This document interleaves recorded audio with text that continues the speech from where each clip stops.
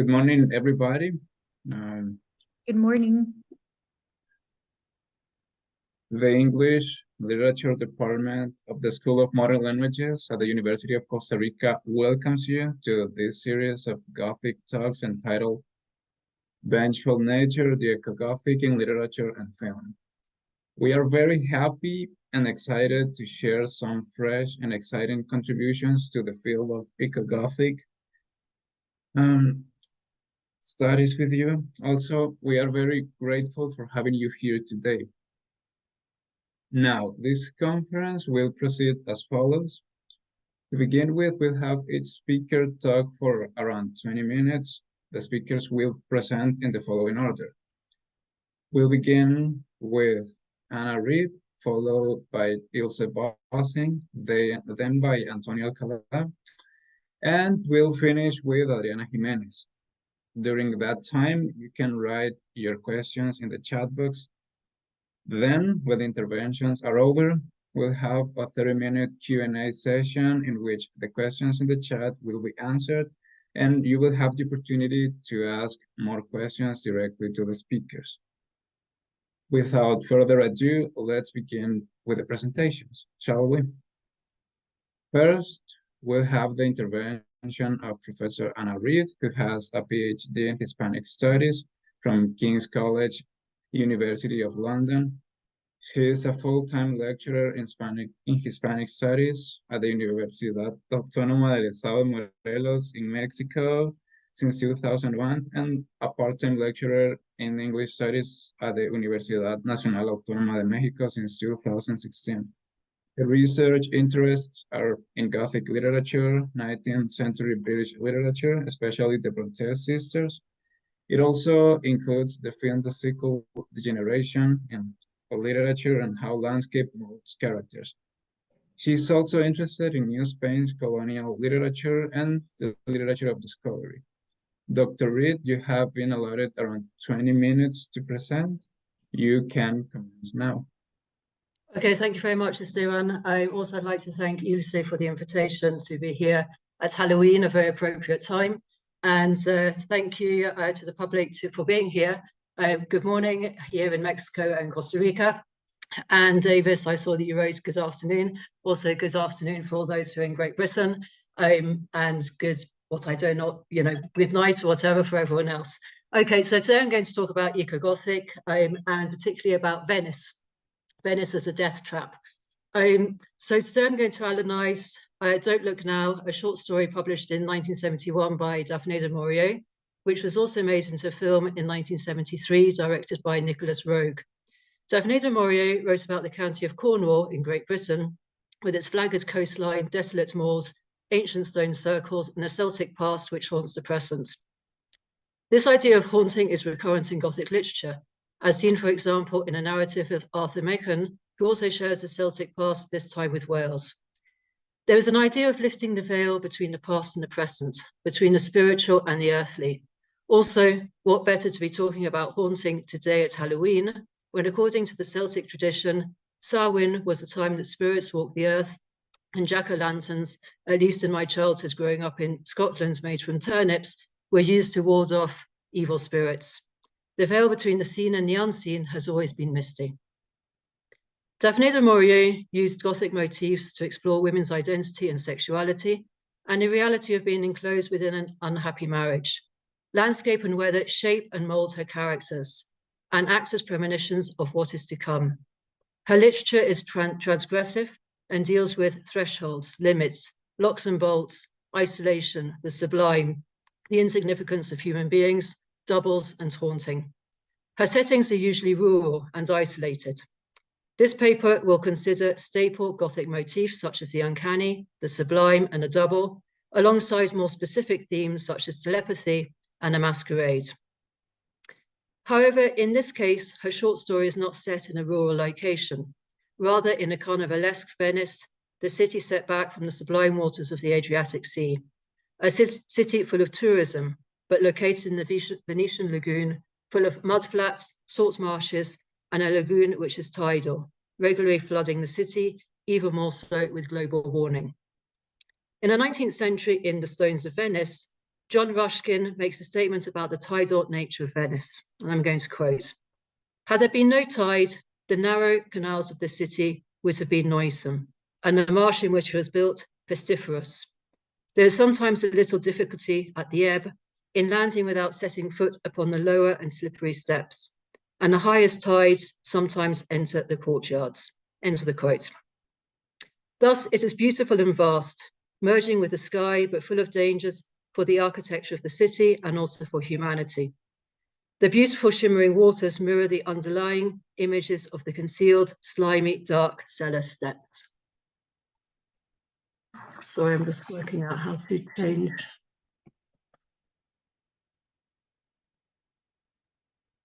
Sorry, I was a problem with my sharing the screen and I can't move the picture. Let's wait. Okay, sorry, it's now there, the Grand Canal. So in the darkness, the canals transform from the glittering Grand Canal to threatening sewage-like death pits full of mud and rats. After walking the bright lit and summery alleys and seeing the gondolas, they are transformed, and I quote here from Don't Look Now ill-lit, almost in darkness. The windows of the houses shutters, the water dank, the scene appeared altogether different, neglected, poor, and the long narrow boats moored to the slippery steps or the cellar entrances looked like coffins. Homes are personified, but in an amorphous way, and perhaps they have more life than their inhabitants. In fact, the only inhabitants that we see in the short story are tourists, or those related to the tourist industry and the police. In another description by John Ruskin from the Stones of Venice, he describes one of the towns on the Lido, Ravenna, and the black boats of Venice. Here enters the theme of death and a rather sinister atmosphere of Venice at night. There is a question if the shuttered houses are alive or not. With the shutters closed, each one seemed dead. The theme of death is repeated in Thomas Mann's Death in Venice, where the gondolas are also described as being coffins, and I quote, "How strange a vehicle it is, and so characteristically black, the way that no other thing is black except a coffin, and still more strongly evoking death itself, the bier, the dark obsequies, the last silent journey." To explain the plot of Don't Look Now, it is about a bereaved couple, John and Laura, who travel to Venice to try and overcome the loss of their 5-year-old daughter, Christine. Right from the beginning, the theme of death is present, whether from the past or in an unexpected twist at the end, just like in Death in Venice. In a restaurant, they meet a couple of strange ladies in their 60s who are almost identical twins who come from Edinburgh, one of whom is looking at John. The first words said in the short story are, "Don't look now," highlighting the importance of eyes and vision. According to John, one of the twins is trying to hypnotize him. John doesn't understand and names them, amongst other things, as freaks.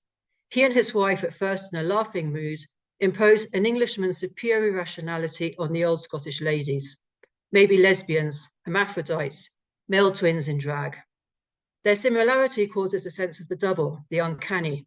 This is to be repeated in the fact that Laura doesn't look at them directly at first and spies of them through a mirror, causing again a distortion of perception and understanding.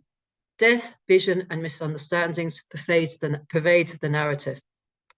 In a restaurant, the blind twin sees Christine, the dead daughter who warns the couple of danger. Despite being blind, she has the power of clairvoyance, and her fixed stare is deemed to be creepy. John, in his own thoughts, claims that there was something uncanny about thought reasoning, about telepathy. Thus, the uncanny, taking up some of the forms identified by David Punter and Glenys Byron, permeates the short story through repetition, déjà vu, coincidence, telepathy, and finally, death. In the same essay about the uncanny, Punter and Byron also quote Bennett and Royal, who describe the uncanny as making things uncertain, that they may challenge all rationality and logic. This is precisely what happens in Don't Look Now. Everything is transgressed, breaking the limits between imagination and reality, openness and enclosure, darkness and light. In Don't Look Now, we have a labyrinthine city in which Laura says, "We may lose our own way." Unfortunately, in the maze of canals and the masquerade of Venice, this is what happens, both psychologically and physically.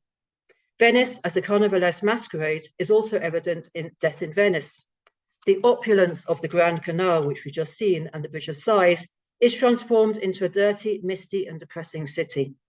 The tourist side changes into a sinister and uncanny place where the tidal nature of the lagoon becomes a threat. On the protagonist's journey to the city in Death in Venice, via a sinister gondola, he encounters characters who acquire carnivalesque features. The first one is a doddering old man, a hunchback, under the influence of alcohol, who at first looks young until his false teeth fall out and a rouge on his cheeks reveal his age. The gondola's paddler is illegal and drives him, he's called Aschenbach, across the lagoon to the Lido, muttering incoherently in Venetian dialect. We descend into a whirlpool of eddies which drive Aschenbach, the protagonist, further into madness and obsession in his pursuit of a young Polish boy through the alleys of Venice, and finally to his death on the Lido, a stretch of sand between the lagoon and the vastness of the Adriatic Sea. In the seminal essay on the uncanny, Sigmund Freud analyzes E.T.A. Hoffmann's novella, The Sandman, which also takes up the theme of eyes and the distortion of sight and perception in general. In The Sandman, the protagonist becomes infatuated with an automaton and loses sense of his own reality and is unable to discern what he sees. There is also a distortion of reality through spectacles, the imagination, and telescopes. Something similar happens to John in Don't Look Now. He is the one who doesn't see, the blind woman does. Sight becomes an important motif from the very beginning. The blind twin's vision when looking at John, but Laura thinks that she is looking at her. Then Laura looking at the twin through her looking glass, thus distorted. John sees a sighting of his wife dressed in red in one of the boats in the Grand Canal with the old ladies, when she is a real live person and he is already dead. Here he becomes the clairvoyant, but doesn't know or understand until it's too late. To quote the blind sister, "You saw us and your wife too, but not today. You saw us in the future." Here, again, the theming of haunting is repeated. Is it the past, present, or future? The twins are seen again in an uncanny repetition or coincidence in Venice's tourist sites. It appears that they're following the couple.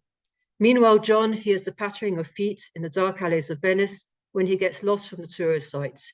He also sees, or what he visions to be, a young child dressed in a short red coat and pixie hood. This he associates with his dead daughter at the age of 5, a girl who haunts both parents' memories in a ghost-like form. The color red permeates the story. In the red pixie hood, in the red coat with a hat, without a hat, which Laura wears in John's vision as he sees her returning to Venice after his death, to the blood seeping through the floor when he is murdered. It also reminds us of fairy tales and the image of Little Red Riding Hood or Little Redcap. In the film, his daughter also wore a red coat when she died, drowned, creating a mirror image between the child and the dwarf woman and a point of association. It also could make us think of blood as being the thread of life, which would tie up with fate. John does not, or doesn't want to, understand the clairvoyance of the blind twin regarding him leaving Venice, and it leads him to his death at the hands of a murderous dwarf who hides under the cloth of the pixie hood. And this is the image from the film. He is more concerned about his wife's mourning than his own, and he does not realize that he has second sight. The vision is about him, and Laura tells him, the blind sister says you're psychic and you don't know it. But he doesn't believe her words. In one part of the story, John says, my eyes deceived me. Thus vision is always distorted. In Daphne du Maurier's journey to Italy, we also return to the origins of literature of terror, to an exotic location and a travelogue. Anne Radcliffe, as a pioneer in the literature of terror, describes the city as a fairy city. This is in The Mysteries of Udolpho. It looks beautiful with its, and I quote, its islets, palaces, and towers rising out of the sea, end of quote, but it disguises a darker side of the city. In the case of Emily Saint-Aubert, the protagonist, we travel through Venice and Italy, this in The Mysteries of Udolpho, and to the sublime landscapes of the Alps and the Pyrenees. But it's in Venice when Emily is threatened by a misjudged, an unloved marriage to Count Morano. She is later kept prisoner in the castle of Rodolfo in the middle of the Apennines. As Ponsonby and Byron argue, the novel deals with doubt and suspicion, with intellectual uncertainty, and with the transgression between the limits of reality and the imagination. In Don't Look Now, the roles are inverted. Rather than the female protagonist being kept under lock and key in what should be a place of protection, it is the male protagonist who is subjected to his own psychological impulses and his incapacity to understand. Finally, John locks himself into a grubby room in the underworld of Venice's alleys and to his own death. The castle of classic Gothic fiction is transformed into an urban setting. Both become places of imprisonment. The world is literally turned upside down. Rather like Edgar Allan Poe's short story, The Cask of Amontillado, we enter the darker spaces of Carnival. In that short story, we descend into the damp, nitre-crusted vaults of the Montresor family in the middle of Carnival. Fortunato's hopes of drinking Amontillado are horribly reversed when he is interred alive at the back of a deep crypt, dressed as a kind of harlequin, which gives even more poignance to the tragic and ironic tale. John, in a similar atmosphere, locks himself into a room with a thick-set woman dwarf who turns out to be the murderer, loose on the Venetian canals and alleyways using a hood as a mask. The urban space is fashioned as an upside-down labyrinth or maze, full of dark alleys and slimy cellar steps, which transgress the space between the sublime above the Grand Canal and the dirty, muddy and rat-filled underground canals. Thus the emphasis is on the dark side of Venice, not as a tourist venue, but rather as something much more threatening.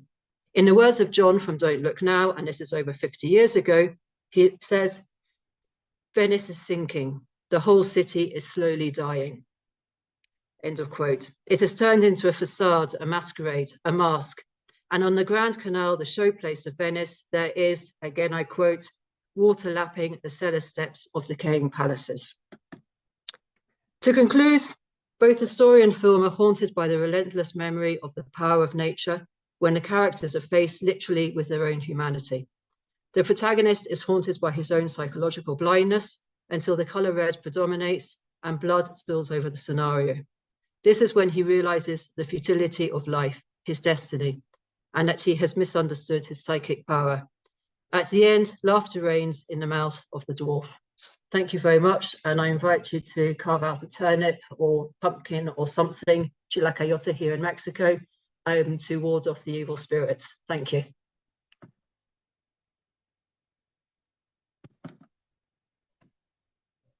Thank you very much for your presentation, Professor Reed. I now invite Professor Ilse Bassing to address the audience. Dr. Bassing is a senior lecturer in English literature at the University of Costa Rica since 2002. She holds a PhD in English literature from Edinburgh University in Scotland. Her publications focus mostly on the Gothic, Victorian studies, and aesthetics. Her work has appeared in local and international journals, including Horror Studies, as well as in Edwards and Vasconcellos' Tropical Gothic, and Ortiz and Casanova's Latin American Gothic, Transposition, Hybridization, Tropicalization. She has credited 3 books, including Doubles and Hybrids in Latin American Gothic, alongside Antonio Alcalá. She is currently working on the topics of pagan Gothic and botanical horror. Dr. Bassing, you have been allotted around 20 minutes to present. You can commence now. Good morning. Can everyone hear me? Yes, I hope so. Thank you very much, Esteban, and thank you very much, Adriana Jimenez, for organizing these talks, and also Ana and Antonio Alcalá for being here with us today. I'm going to go ahead and start reading so I don't waste any of your precious time. As an area of academic interest, the Ecogothic emerged fairly recently with Smith and Hughes Ecogothic being published in 2013, and the journal Gothic Studies dedicating a special issue to this in 2014. Del Principe notes how Ecogothic, and I quote, examines the construction of the Gothic body, unhuman, non-human, transhuman, exploring the blurring of the lines between the bodies of humans, those of other species, and the body of nature itself. This paper explores how the human body, through pagan rituals, becomes a rich canvas that merges all of these types of bodies. And I just realized I'm not even sharing my screen. So 1 second, please. Let me go ahead and do that. I hope everyone can see it now. Okay, so I'm going to play from the start. I hope everyone can see that. That's the title of my presentation. In Hereditary, the death of a distant, secretive grandmother unleashes great family tragedy. Annie, the mother, an artist who builds doll houses and other models, gradually uncovers how all the tragedies that unfold in her family are linked to her late mother's involvement in a pagan group that demands the sacrifice of her descendants. In Midsummer, a young and fragile protagonist, Dani, travels to Sweden with her boyfriend and friends in order to participate in midsummer celebrations in a remote community. Predictably, the too good to be true scenario soon turns dark when the tourists witness this group's rituals and when all of them except Dani are sacrificed. This paper looks at specific examples in literature and film, mainly at these two movies by Ari Aster, in order to trace what I like to call pagan Gothic. One of the aims of this discussion is to consider the significance of ritual and its fundamental role in pagan Gothic texts. I will begin with a brief look at the better known genre of folk horror, and then turn to what I mean by pagan Gothic, not in order to argue that one of the two labels is more valid than the other, but in order to delineate the themes that I will discuss. The main themes in folk horror are the following: a rural setting, this community's blind fervor for their folkloric and religious beliefs, themes of isolation, and the power of nature. All of these elements turn very dark very soon. An isolated community is not just quaint and charming, it actually kills its naive visitors. Religious beliefs are presented in cult-like and dangerous terms, demanding blood and sacrifice, and outsiders and locals alike suffer the consequences of not only extreme beliefs, but also of a vengeful nature that can undoubtedly be studied from an eco-Gothic stance.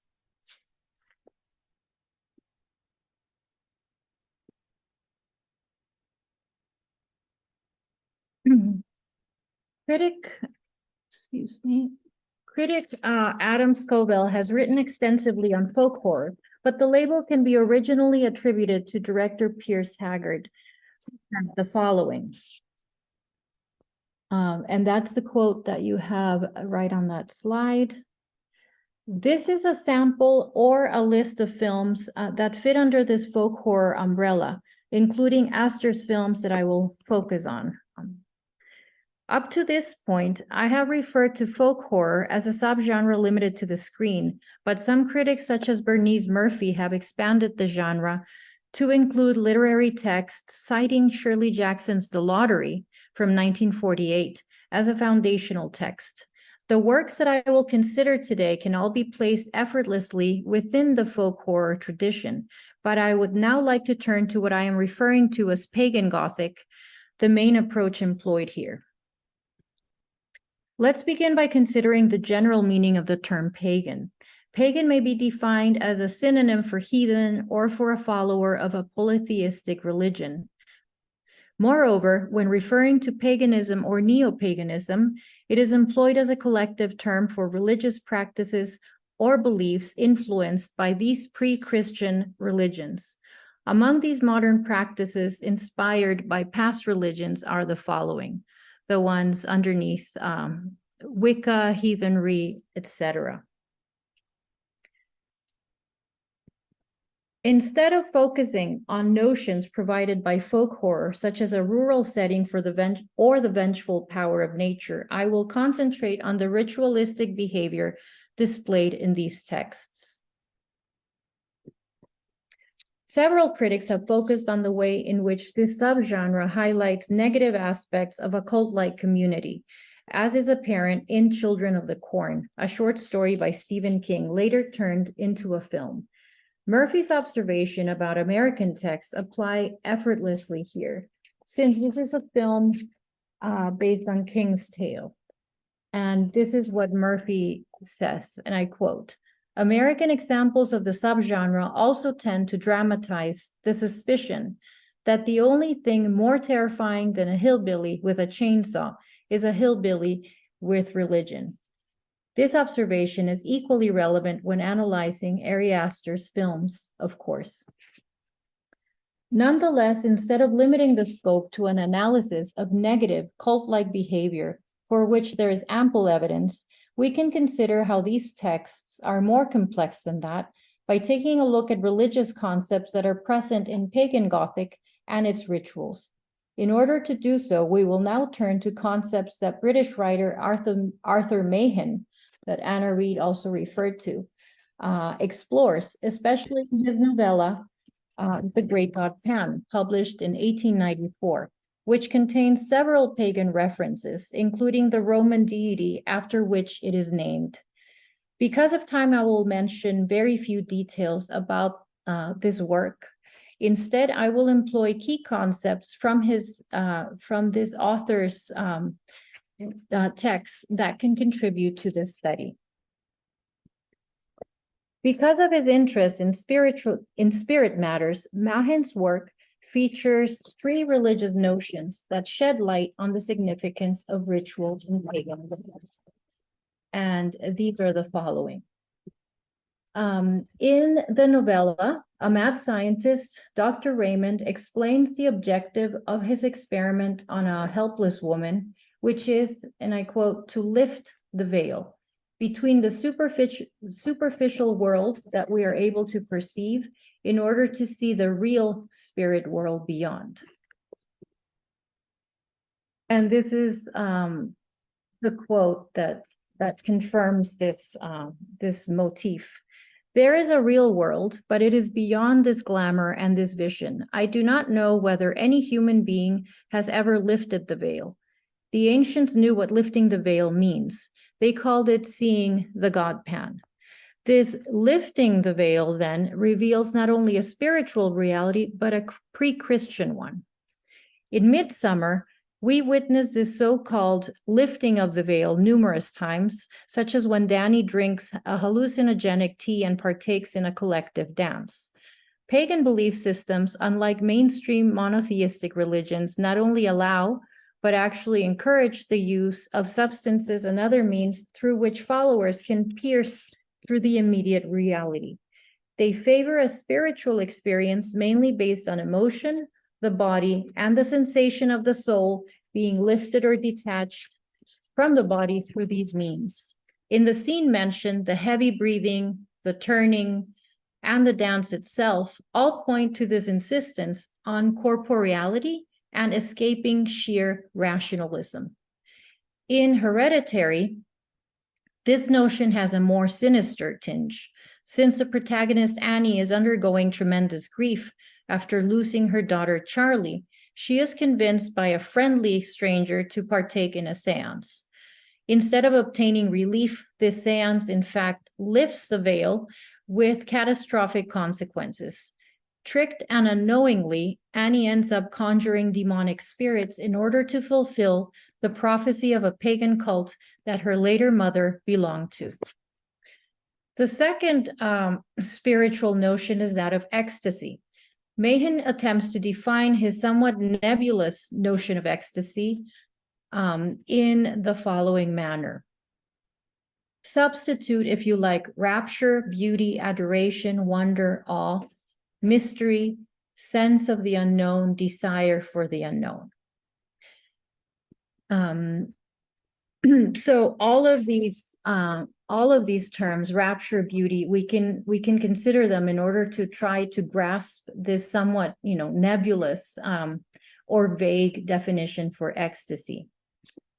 Also, if one looks for an alternate definition for this term, one encounters fascinating synonyms and nuances that can help us understand pagan Gothic texts, such as a state of being beyond reason and self-control, a state of overwhelming emotion, trance, and also transport, which it's the last definition on the slide, and it says, to any powerful emotion that lifts one out of oneself and usually provokes vehement expression or frenzied action. The following image of Bernini's statue, Ecstasy of Saint Teresa, in Rome, is a striking materialization or embodiment of ecstasy. This sculpture captures the saint's vision in which an angel pierces her heart with a fiery arrow of divine love. The transported saint's expression and her languid body capture the possibility that even in mainstream religions, such as the Catholic one, spiritual transport is not divorced from sexual ecstasy, a notion that most pagan traditions share and promote.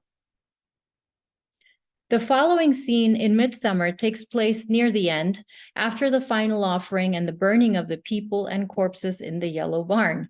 The behavior in the group clearly displays this collective transport or ecstasy. So I'm going to forward the clip a little bit because of time.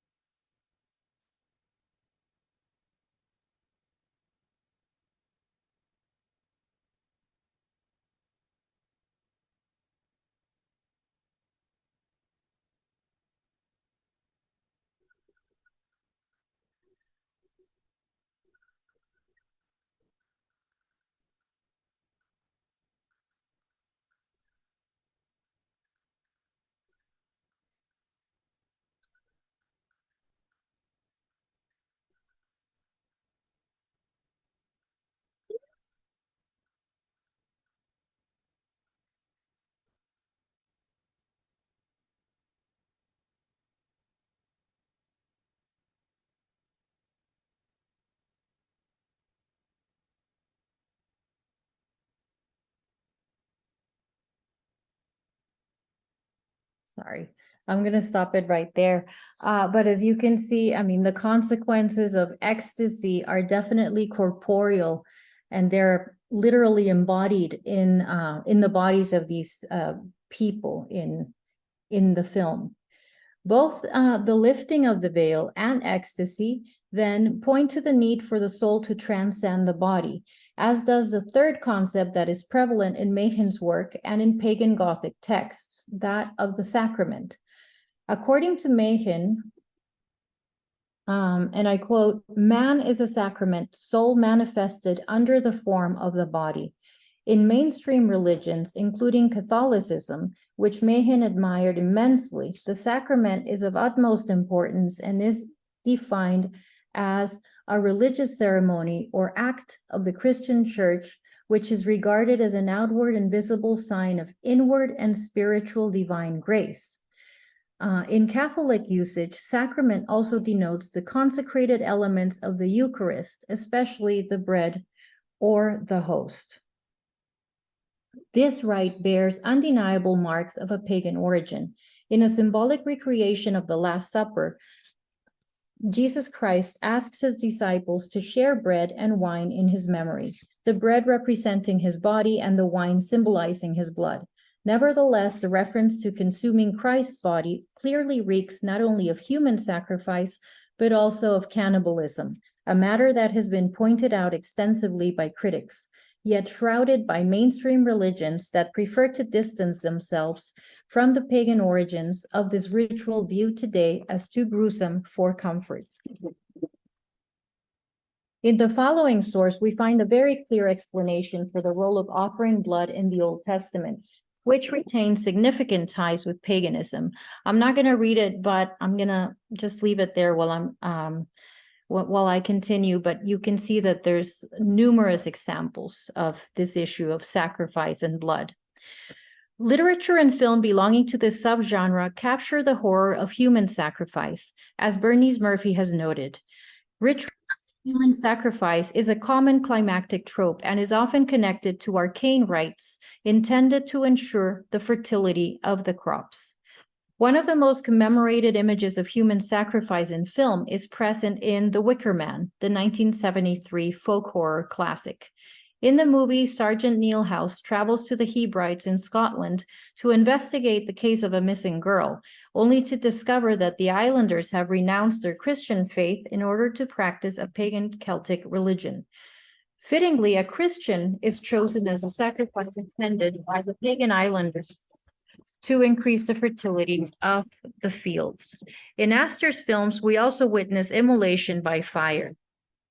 In Midsummer, Danny's boyfriend, who is conveniently named Christian, is set on fire towards the end of the film, which you also saw in the clip that I showed previously. And in Hereditary, we witness the sacrificial burning of Annie's husband, Stephen. Human sacrifice as a sacrament proves both repulsive for the audience and exhilarating for the participants. And in Astor's films, there are numerous scenes of these bloody rites, in addition to offerings through fire. In Midsummer, one of the offerings is a crucified outsider, hanging upside down, but this time he functions as a spectacle for the blood eagle, a Viking rite that some claim was practiced in antiquity. Here, the sacrificial body works as a canvas, incorporating natural elements. Corn as hair, flower as eyes, thus highlighting a bloodthirsty nature. In Hereditary, the plot also includes other gruesome sacrifices within the family through beheading, as in the case of the daughter Charlie, Annie, the mother, as well, and even the post-mortem beheading of Annie's mother and cult member Ellen. These headless figures bow down to Peter, who has been possessed by the spirit of Paimon, one of the 8 kings of hell, revered by the cult. Throughout the film, we see Peter as he listens absent-mindedly to literature lectures in which Greek tragedies are discussed, and in which the role of fate and predestination arise repeatedly. The notion that is being underlined, of course, is that these characters are pawns in a fate beyond themselves, in a fate that is inherited or, in fact, hereditary. This is also pointed out masterfully as the shots between live characters are directly followed by frames depicting figurines in the dollhouses that the mother builds. After considering the horror in rituals, especially extreme ones such as human sacrifice, one might question why there has been an interest in tales featuring belief systems that delve into practices as extreme as these. A common denominator in both films is that the protagonists are undergoing loss and grief, contrasting greatly with the sense of unity and community offered by these groups and their belief systems.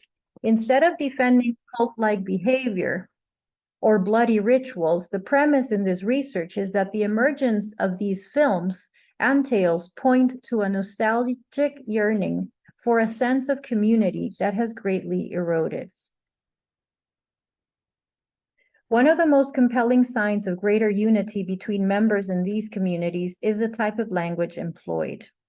Both films certainly underline the unwholesome bonds that tie families and communities together, but at the same time, these films signal an anxiety about how modern society has undergone the severe loss of connection among its members, leading to isolation and grief.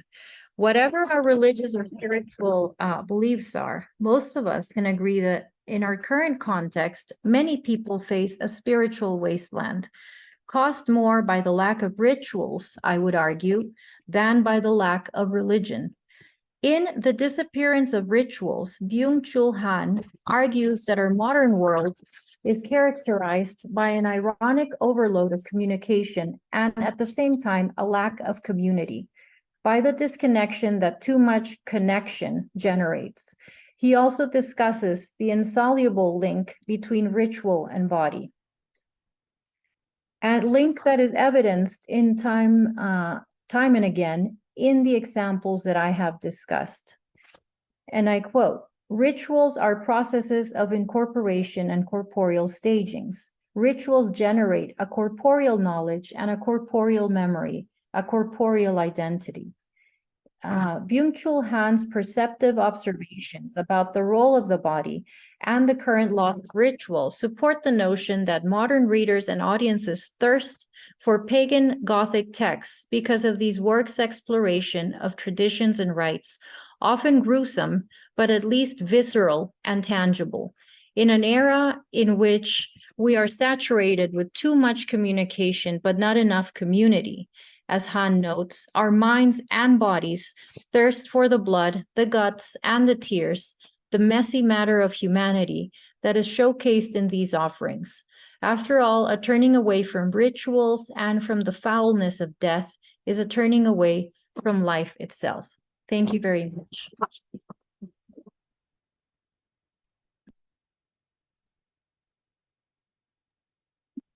Thanks for your participation, Professor Passing. I would like to remind you that you can write any question you have in the chat, or you can ask them at the end if you prefer. I now invite Professor Antonio Alcalá to share his presentation with us. Professor Alcalá is founder of the International Gothic Literature Congress, which is held biennially in Mexico City, and chair of the Humanities School at Tecnológico de Monterrey in Santa Fe, Mexico City.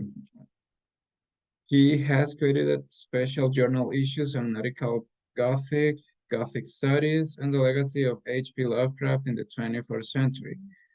He also credited the critical collections, Doubles and Hybrids in Latin American Gothic, and Lovecraft in the 21st century, Dead but Still Dreaming, both published by Routledge. He has published articles and book chapters on creators such as H.P. Lovecraft, Algernon Blackwood, T.T. Neal, J.R.R. Tolkien, Ivan Albright, Carlos Fuentes, and Juan Rulfo, as well as a connection between the Gothic tradition and the lyrics of underground metal music bands. Dr. Alcalá, you have been allotted around 20 minutes to present. You can start now. Thanks, Esteban and Adriana, and a pleasure as usual to be with Ilse and with Anna sharing a panel. As Esteban mentioned, my presentation is based on the perspective of nature and humans, considering cats as the central point, and the role of revenge that the cats perform into Mexican horror films from the 70s.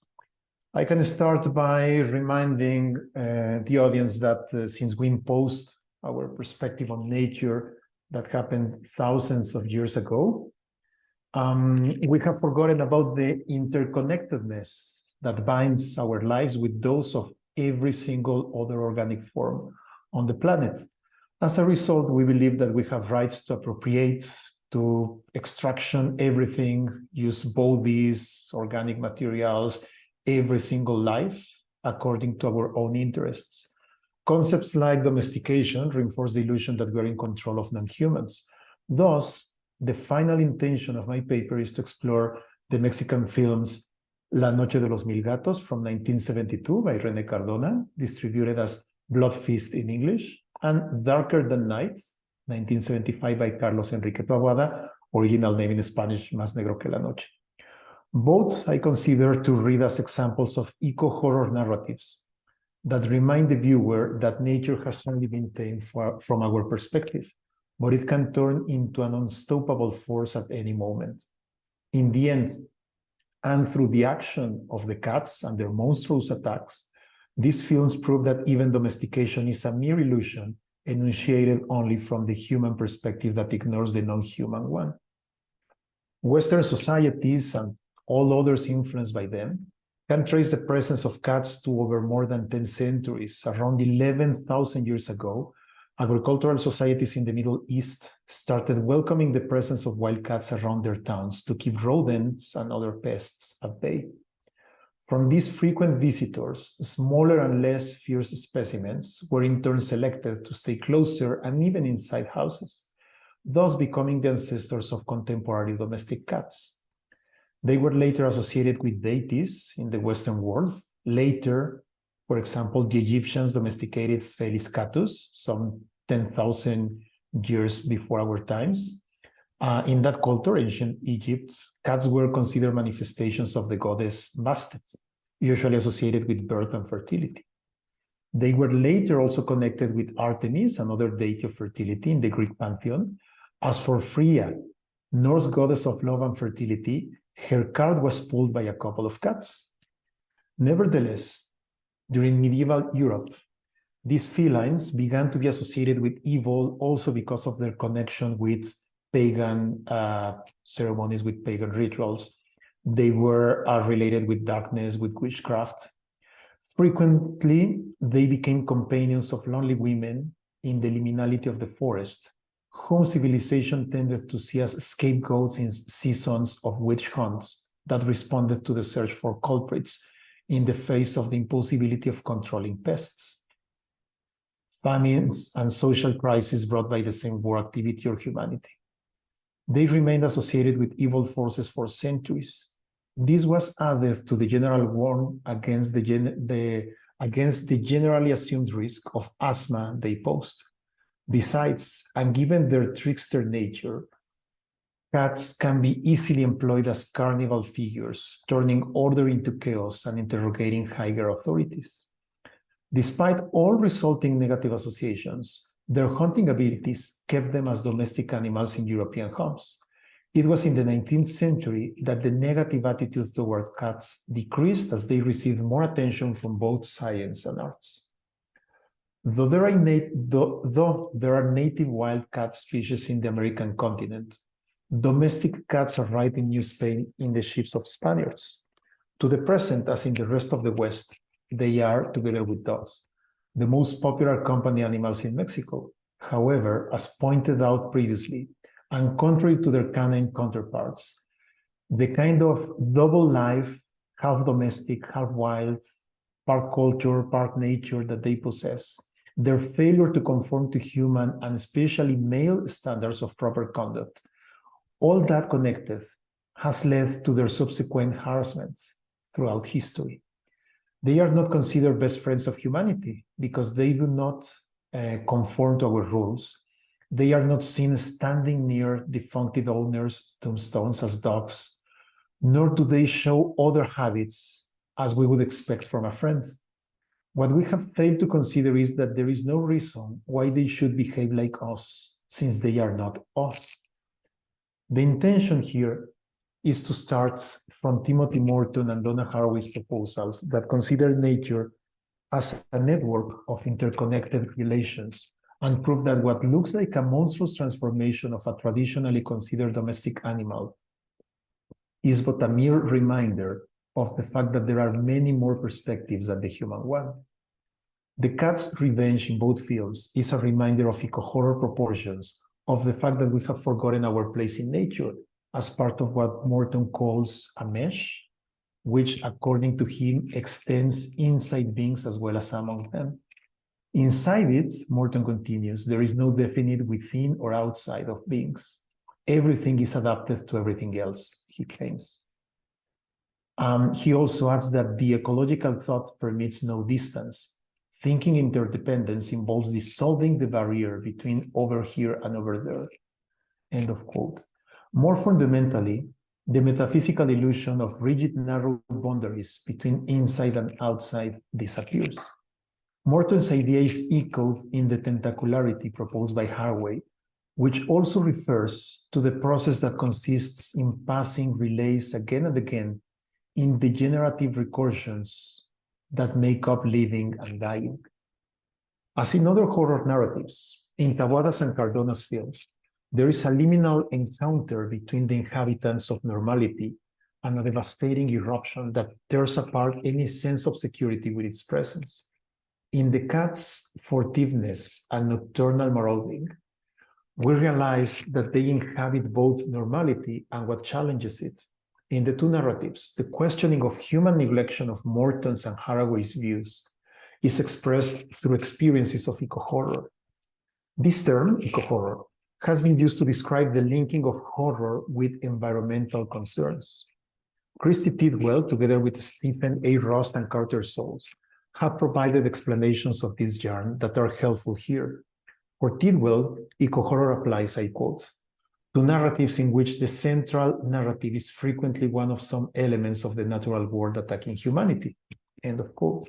Rost and Souls locate eco-horror in texts, I quote, grappling with ecological matters where environmental disruption is haunting humanity's relationship to the non-human world, end of quote.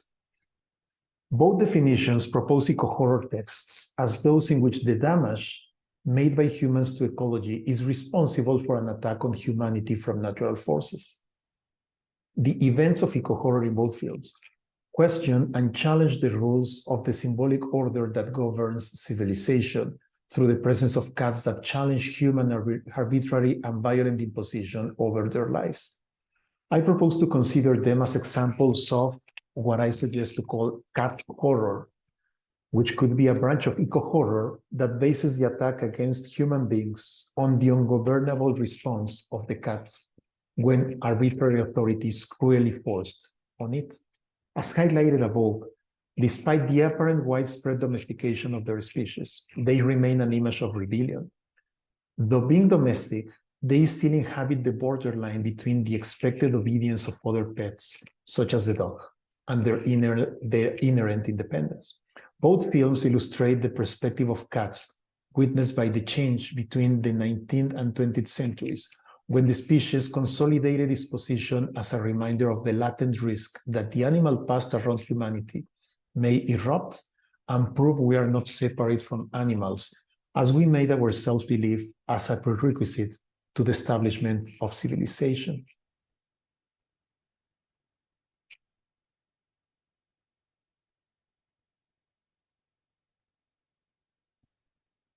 In Taboada's Darker Than Night, 4 young women, Ophelia and 3 friends, move to the house the former has just inherited after her aunt's death. The only condition to keep the place is to take care of the aunt's aggressive cat, Becker, described by many as darker than the night. He's the one that gives title to the film. The cat seems to safeguard the deceased woman's secrets.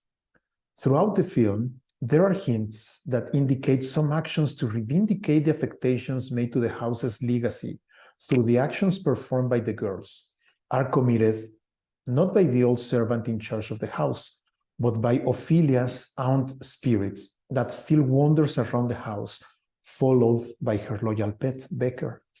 The canary of one of the girls, Aurora, is found dead, and she immediately claims Becker is responsible for this.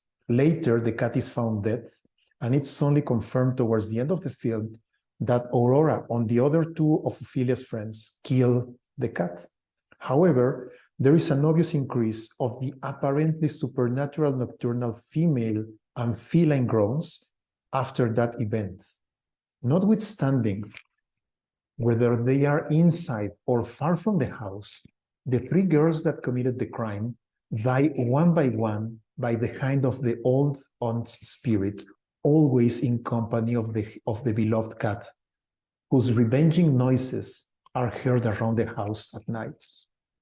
My proposal is to consider the killing of the cat as an act that exemplifies the arbitrary imposition of apparent superiority on the human side against non-human creatures, while the relationship of the deceased aunt, Susanna, with her pet was one of equality and reciprocity. Here, the images of horror take an eco-horror orientation in that they become consequences of the human abuse of nature denounced in the attitude of the 3 girls against the black feline.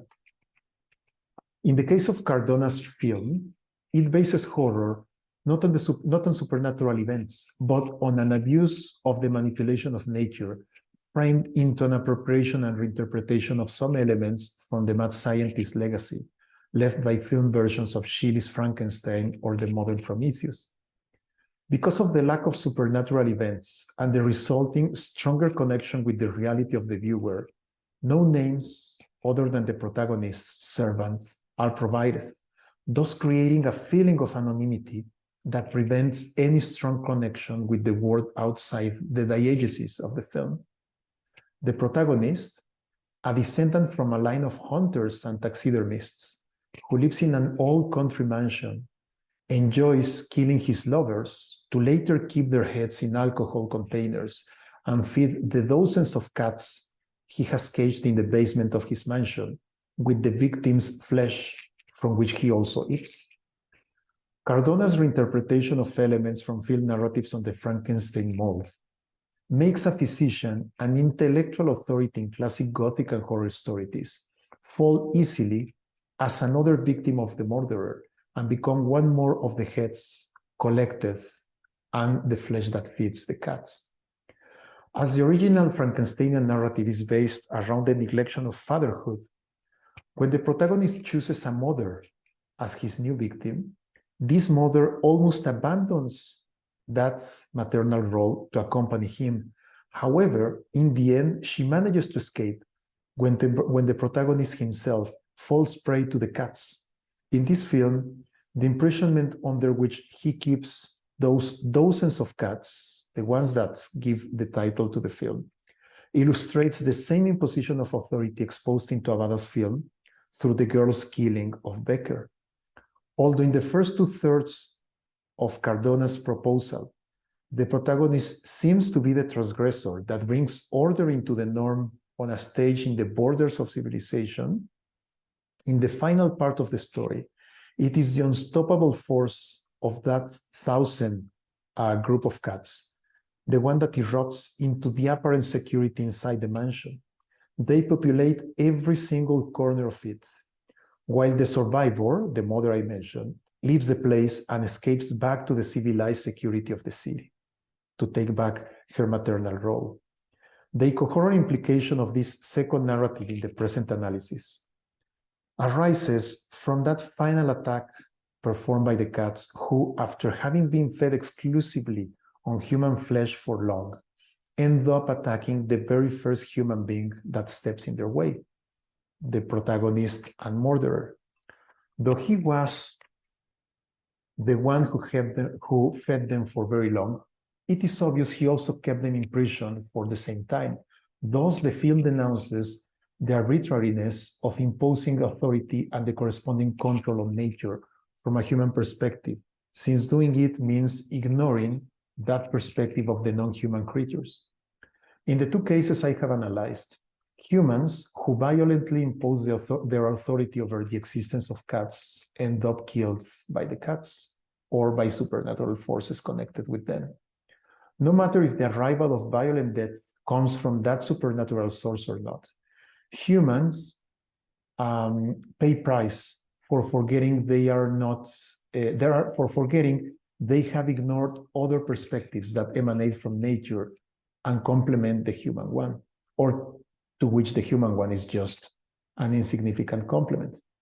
The deaths of eco-horror proportions in both texts denounce abuse on the human side and remind viewers we have neglected the adoption of a tentacular thinking that could remind us our belonging into the mesh of nature. That object-oriented ontology that Morton proposes is the one missing by the characters that end up killed by the animals. The choice from both directors of cats as the figures of rebellion against the human imposition echoes the role of these creatures in Western tradition as challenging ones that inhabit both the human sphere and the wild one at the same time.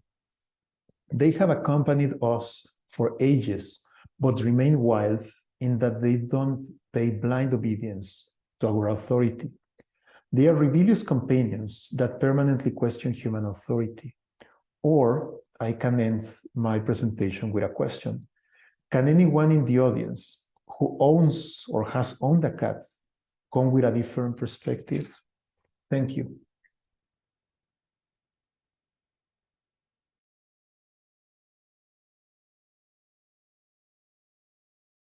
Thank you, Professor Alcalá, for your intervention. I don't know if anyone is planning to answer Professor Alcalà's question right now. If anyone is planning to answer it in the end.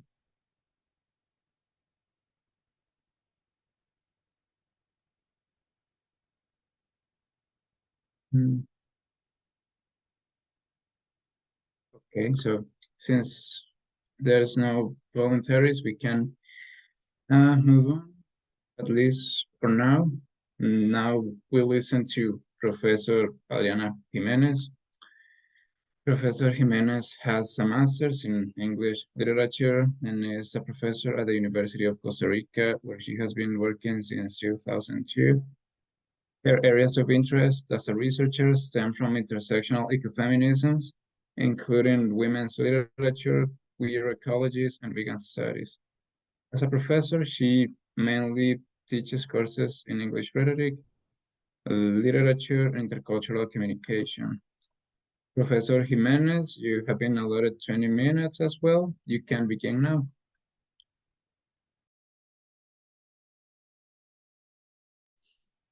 Good morning, and thank you for everyone for being here. Can you see my screen? Yes. Okay.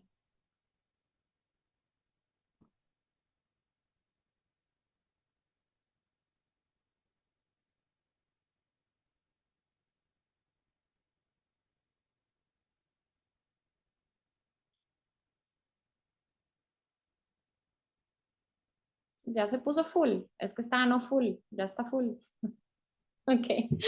Well, that's the title of my presentation. So, Ecogothic Mermaid meets vegan queer ecofeminism. A look at she-bale at the center of ecophobia in Just Kids Things in Jars.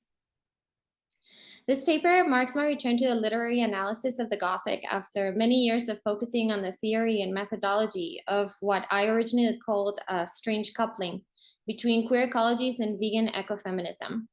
It seems obvious now that that in itself is very much a transcorporeal manifestation of the Ecogothic in action, which is oddly quite humorous. As critics, we tend to think that we're doing different things when in reality we're doing the same, but different. In a recent overview for the Routledge Handbook of Vegan Studies, I wrote about the shortcomings of eco-criticism. And with the exception of 2 or 3 authors working in the field, I think that these shortcomings carry into the theory of the Ecogothic itself. In its broadest sense, Keatley and Wynne explained the Ecogothic is a literary mode at the intersection of environmental writing and the Gothic, and it typically presupposes some kind of eco-critical lens.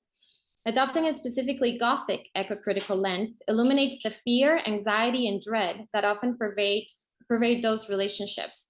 It orients us, in short, to the more disturbing and unsettling aspects of our interactions with non-human ecologies. This theoretical lens, according to Estok, helps us to understand and elaborate ecophobia.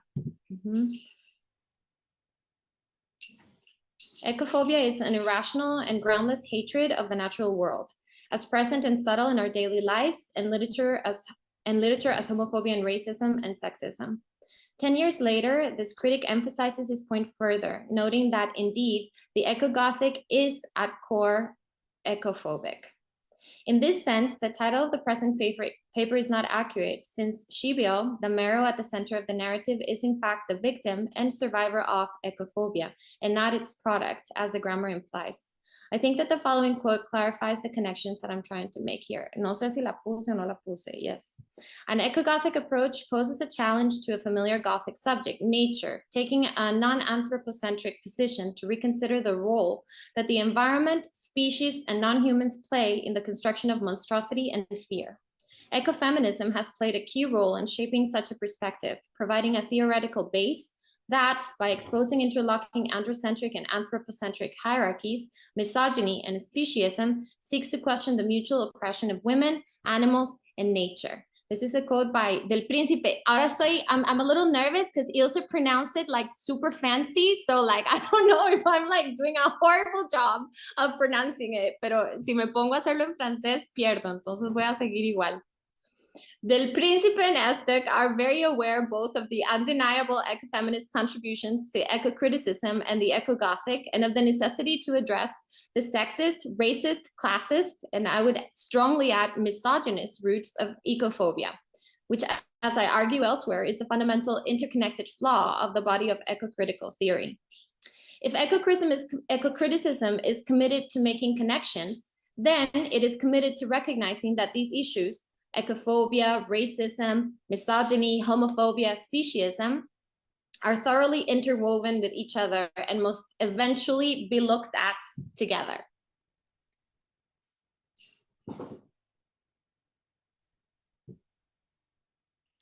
Given the present planetary conditions, I believe that this is essentially the direction that any critical theory should be taking. Eventually is now. We have officially and unceremoniously run out of time.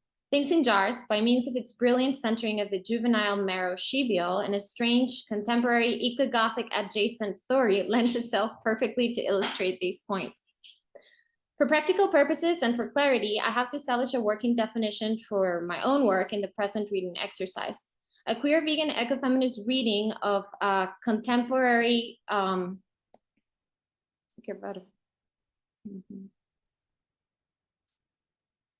Yes, a queer vegan ecofeminist reading of a contemporary Gothic novel is my objective. I originally coined that long and uncomfortable and purpose term when I found myself unsatisfied by the lack of awareness of speciesism in queer ecologies and the lack of queer sensibility in ecofeminism.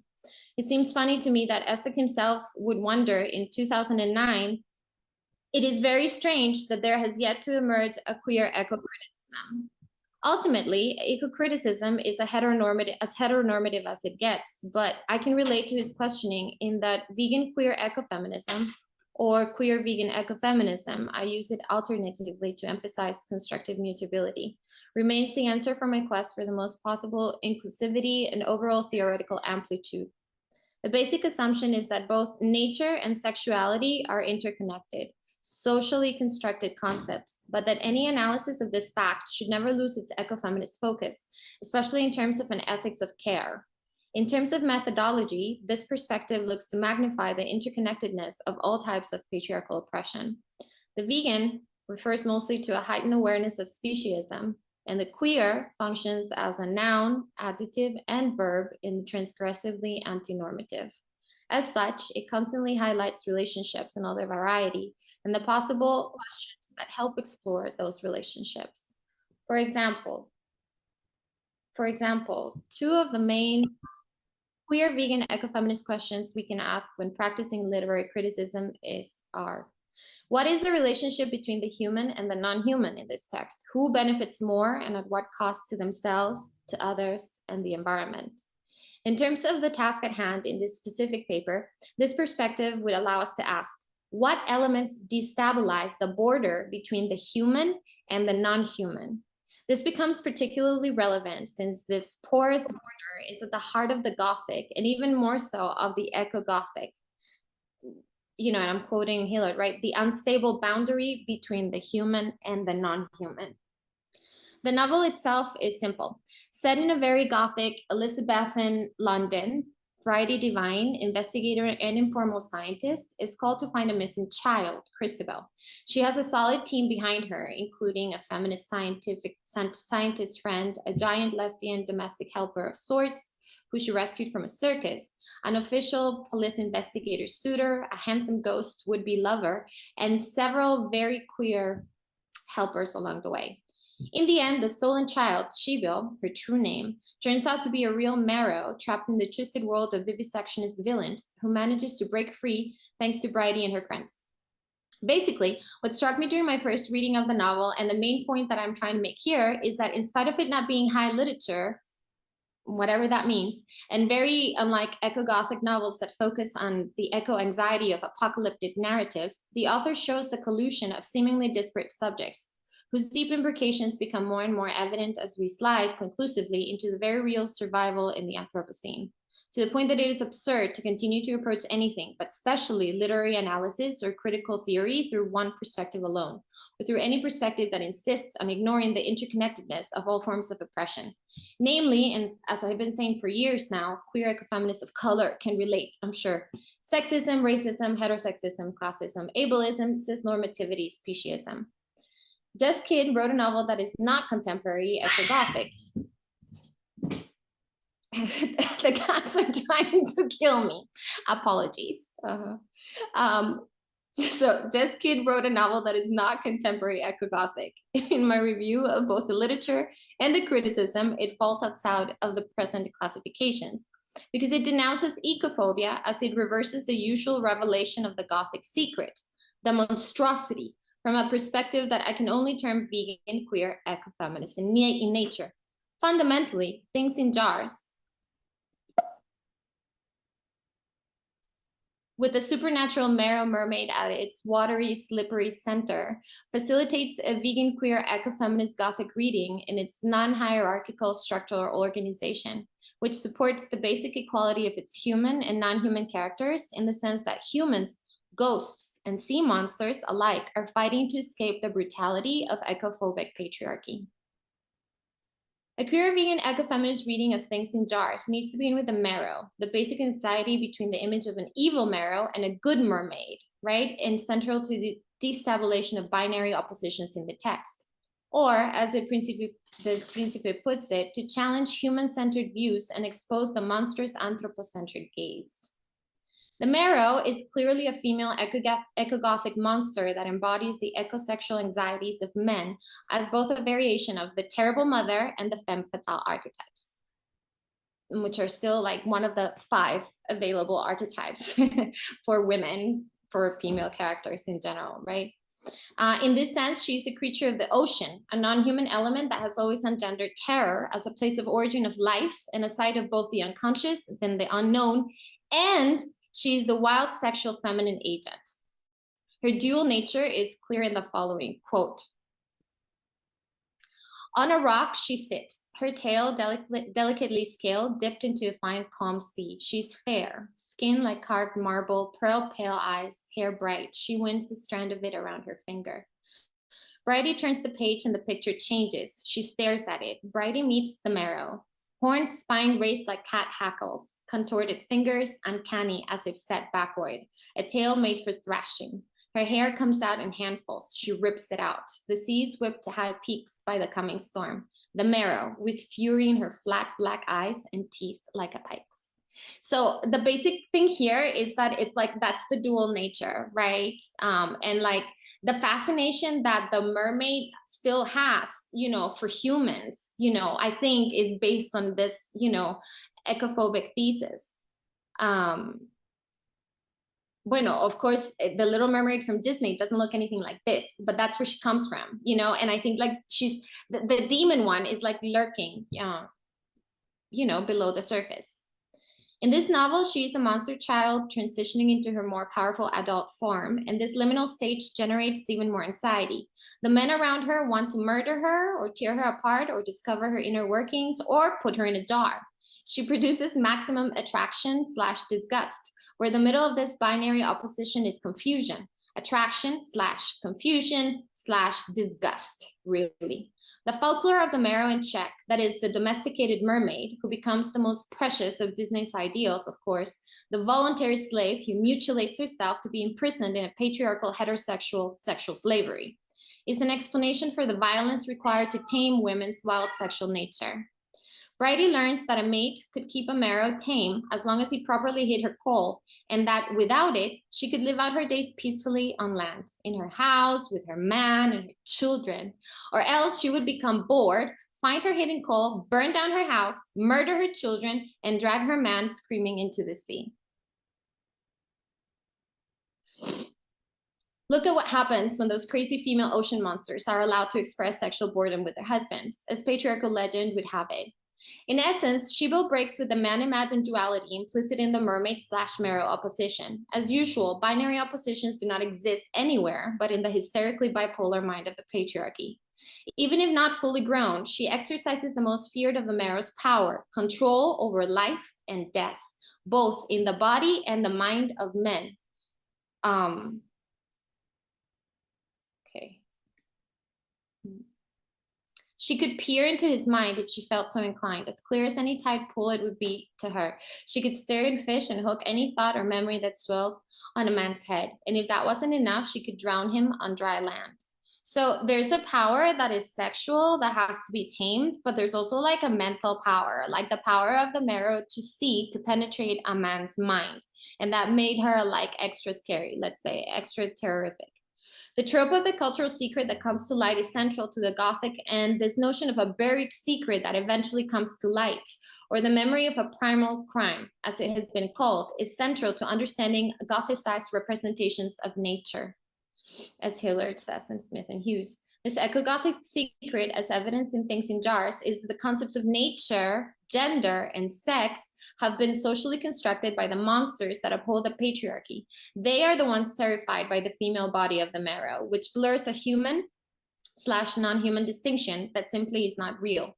Whoever's privileges depend the most on the upholding of that basic binary delusion are the ones that experience the most anxiety when confronting evidence to the contrary. The men think She-Will is the monster because she embodies their anxiety over embodiment itself. The body that dies and rots, the wild, uncontrollable female sexuality that originates all life naturally, and the animality that makes humans and non-humans the absolute same. Plus, she comes from the ocean, the most recurrent side of terrible mother kind of terror. So they rename her, put her in a jar like a thing, make her a slave, make a woman be her jailer. Like Kid manages a brilliant remake of Jane Eyre's Mrs. Poole, coincidentally. I don't know if there are any Bronte fans here. I think so, at least Ilse and me. But it's exactly like Mrs. Poole, right? And it's important that the jailer be a woman too. Do you know what I mean? See, it's a woman, it's not a man, but the man is paying for the servant, right? So there's structures that work behind it. And like, it's actually like she does it on purpose. Like it's like a nod to Bronte fans. Yes, as Parker and Poland emphasized in their introduction to the first edition of Gothic Nature. Ay, no dejé ver esta ilustración. Bueno, está muy bonita. Okay. Esta es la cita. Much of the fear and desire that saturates the Gothic stems from the blurring of distinctions and the destruction of dualisms between what we deem wholly human and wholly nature.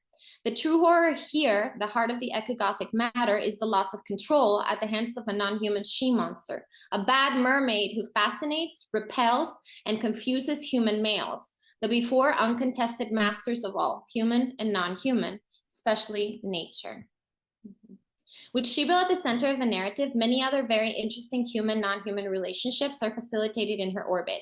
Indeed, if it is true that, and I quote, the ecogothic turns to the inevitability of humans intertwined with their natural environment, to humans surrounded, interpenetrated, and sometimes stalked by a non-human with an agentic force that challenges humans' own vaunted ability to shape their world, end quote. Then, Things in Jars does exactly the opposite in a very vegan, queer, Gothic, ecofeminist way. The novel is full of healthy, even happy human interactions with the non-human. And this is quite revolutionary in that it shows that these types of non-hysterical, queer ecofeminist entanglements are not only possible, but desirable. For instance, we meet Dr. Prudhoe, a feminist man who rants on the urgent need to get women in the medical profession because they are notoriously less stupid than men, who has affectionate reciprocal friendships with birds. The raven, coincidentally, is significant at the end of the novel and in fact aids the humans in liberating She-Will. A raven lands next to you. She fixes you with her eye, an eye as black as pool tar, and she stalks near. She nudges you with her beak and lets out a soft chirp. She wants you to follow her to see what she sees. The novel introduces a male ghost, definitely a non-human entity, in love who casually remarks on Cora's female lover without once referring to her gender or sexual orientation. God doesn't exist, but if she did, she would sure be in the details. As he takes his immateriality to reflect on the relationship between masculinity and physicality. Kit shows us Cora's female lover as well, who in spite of being the sixth wife of a rootless man, finds companionship in her non-human family, as she's completely in synchrony with snakes, not as a tamer, but as an equal, one with the non-human, perhaps embracing the animality that we all share. The snake, too, is gloomy as it hangs about her neck, its tongue flickering listlessly.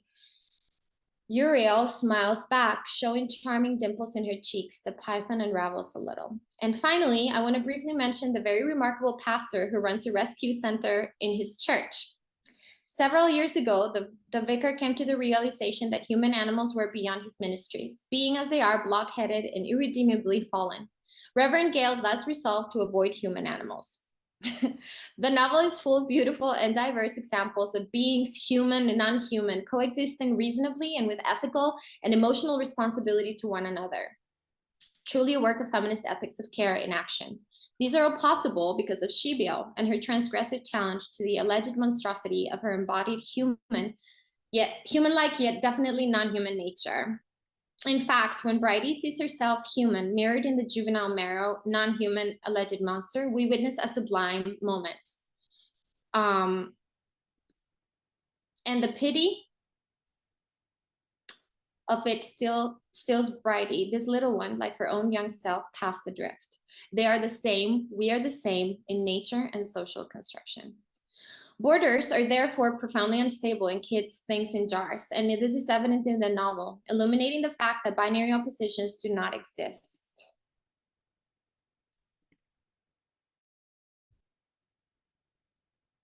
So, porque me perdí un toque. Like I mentioned previously, Marrow/Mermaid is the center one, which redirects attention to the opposition that creates the most anxiety in patriarchal society, which is the opposition between human and non-human. This false opposition is the man-made basis of ecophobic hierarchical oppressions. What originally drew me to this novel is its inherent queer vegan ecogothic heart.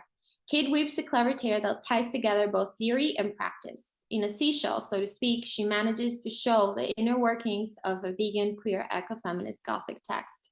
That is the undeniable interconnectedness that joins the human to all the non-human, while denouncing the underlying misogynist violence that has created the universal ecological chaos that we're currently striving to survive in. She does so with the added pleasure of an ending that provides us not with eco-revenge, but something more akin to queer, vegan, ecogothic justice. And I think that this is a significant difference. Shibiel, the Marrow monster, is heroically saved by Cora, the lesbian freak, and saves Bridie, the survivor of child slavery and feminist medical detective, because saving is caring, and it is just, and it is reciprocal. It is vegan, queer, and ecofeminist. In the end, Kid masterfully reveals the true ecogothic monsters, who are, not at all surprisingly, white, cisgender male humans. But ecophobia leaves bare the rotten, horrific real is them, the true monsters. I believe the promising new field of the ecogothic should steer clear of these, especially when they are also hiding in plain sight under eco-criticism's bed, and build a solid theoretical base that does not dismiss any type of systemic oppression.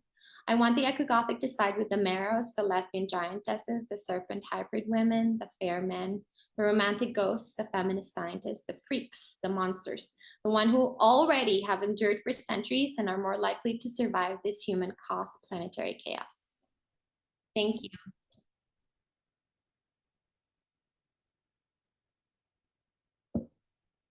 Well, thank you very much, Professor Jimenez, for your extremely engaging presentation.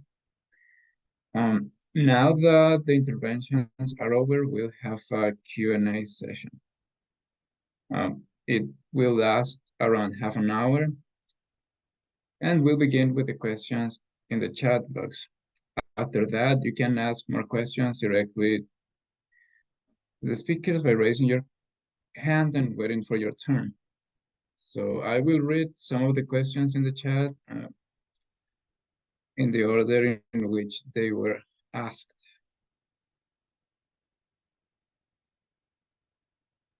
Well, the first question was asked by Lilia Saurio, who asked, oh, but this is about where she could find these films. And it seems that one member of the audience already answered that question. So the first question is actually Carlos Vidal's, and it says, to Professor Reed, I loved your presentation. Could you please comment on the link between Eros and Thanatos in the short story? Okay, thank you, Esteban. Also, Carlos, for your question. I assume you're talking about, or you're asking about, Don't Look Now. I don't think there is a relationship, to be quite honest. Obviously, death pervades, as I mentioned. But if we're thinking about love, it's family love towards the children. It's talking about, grief, the grief about the death of the 5-year-old child, the worry about a boy who's at boarding school in England. So I wouldn't really think that there is that sort of relationship in Don't Look Now. But there's only one part where we have a sexual encounter when John and Laura go back to sort of being okay until Laura again meets these strange twins, these uncanny twins. But thinking about it, we could find the relationship in Death in Venice. Precisely, we end up with death, but we have this obsession by the protagonist, focused on a young boy who must be, I think he's about 11 or 12, something like that. And he follows him around the alleys of Venice in a really sort of disturbing way. And through that, he sort of comes to his death because he realizes that he can't, consummate the relationship. And we also go into the idea of taboo, transgression, etc. in Death in Venice. So I think there we could find the relationship between Eros and the Thanatos. Thank you.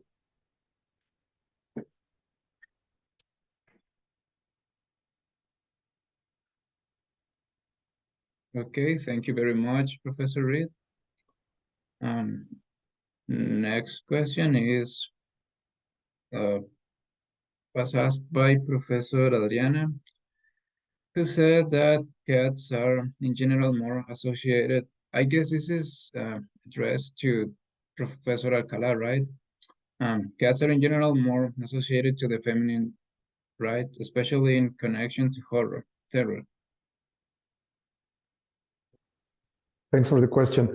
Right, and as I mentioned in the presentation, from the medieval times or so, they were connected with these lonely women in the liminality between the civilized and the wild, who were used as scapegoats when there were frustrations for problems in society, and also because in a patriarchal order that we have been sustaining for 10,000 years or so, we are just seeing the first steps towards moving into something different. But being the patriarchal order, the male authority, the one sustaining it, then both the cat that resists the human authority, that in the end is permeated by male authority, and also the female rebellion against it, both align together, the female resistance together with the cat's one, and that is why they are usually associated, and both can be pictured very well as these two forces of rebellion, of contesting the imposition of the patriarchal authority. Another example that can be used to consider not film but literature is My Mom's Cat, La Gata de Mi Madre, that can be read in 3 or 2 different senses from a Mexican perspective. The story is by Carlos Fuentes, in which there is also a connection between animals, nature, and the feminine characters as forces of rebellion against the authority in the civilized. So I don't know if that's enough to answer the question. Yes, thank you. Thank you, Professor Alcala. The following question is for Professor Reed, and it comes from Andrea Mejia, who wrote that when a setting as Venice shows such a powerful nature, could it be considered as a character, or is it that Gothic settings share some traits commonly associated to characters, as character transformation, development? Okay, thank you, Andrea, for your question. I see you actually put quite a lot of questions on the chat, so thank you for your participation. It's an interesting question, and I don't know if I'm going to be able to answer it properly. I'm not an expert on Venice itself. I'm just sort of interested in it as a sort of literary place. Venice isn't personified, but it does have a lot of power, and we've got to think about the duality of Venice, as I was explaining, between the tourist side and then the darker side, and then we have the idea of a tidal city, which goes back, I think about 2,000 years, which Ruskin explains about in the Stones of Venice. But I think it's more to do with the idea of Gothic settings molding the characters. So Venice becomes like a liminal place. It's exotic, but it's also associated with carnival. Obviously, in Don't Look Now, it's not really carnival, but what I mentioned about Poe's short story, The Cask of Amontillado, although it doesn't actually say it's set in Venice, but it's implicit that it's set in Venice. We've got to think about this duality. It's a place where you can have different identities. The world is, turned upside down. We can think of, what Bakhtin says about carnival, etc. But so I think it's more to do. One of the Gothic traits which we find in general literature, general Gothic literature, is that settings do shape characters. And Adriana, you've just mentioned about the Bronte sisters. There, I think, for example, how in Wuthering Heights, landscape shapes what Heathcliff is like. He belongs to the heath. He doesn't actually have a surname. He's just Heathcliff. He belongs to nature. So that is something, which is very, very marked. Or we can think of another novel by Daphne du Maurier, Jamaica Inn, and we also can think about the relationship between the Bronte sisters and Daphne du Maurier in different settings in England, Yorkshire to Cornwall. But in Jamaica Inn, we also have, the importance of landscape, the importance of the moors, the importance of boggy moors, the importance of the mountains, which are called tors in Cornwall. And they mold the characters. And then we can have the sea. Cornwall is a sea, but it's a peninsula. So we can see how sea molds the characters as well. So all these things, explain how the characters are. Or we can think of, for example, winds. Twisted trees because of the wind, and the protagonist in Jamaica Inn, Daphne du Maurier, sort of reflects about, what are the characters going to be like in this place where all the trees are twisted because of the strength of the winds, and she thinks that all the characters are going to be twisted, literally twisted, which they are to a certain extent. But we see how, setting, landscape molds the characters. I don't know if I've managed to answer your question. We can spend a lot of time thinking about, settings and personifications of places. But I hope I've managed to answer something. Thank you. Thank you.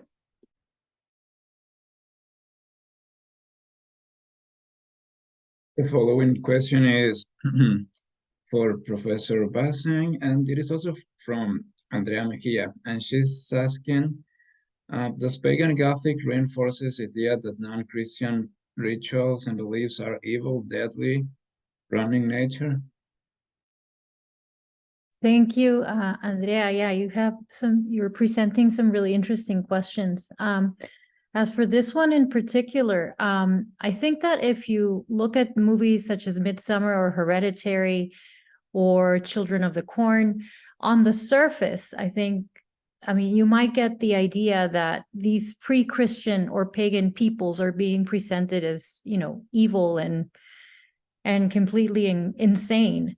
But if you look underneath that, I think that what these works are doing, they're definitely questioning cult-like behavior or unscrupulous leaders or religious fervor that's not healthy. They're doing that. But in regards to the last part of your question, wrong in nature, I would argue actually against that. I would say that the films and the texts, they're actually underlining a stronger connection that pagan traditions had with nature. And this sort of blurring of the lines between the human, other species, and the natural body, which is, a very, very sort of like fundamental pagan belief. So they're actually sort of celebrating that blurring of the lines between species and between bodies in a good way. Clearly, human sacrifice or other, bloody rituals, they're not being portrayed in a positive way. But I would say that, yeah, pagans are, on the surface, these pagan traditions are viewed as, they could be viewed as evil, but if you look underneath that, there is this whole, challenging of that because of how they're also connected to traditional or Christian religions.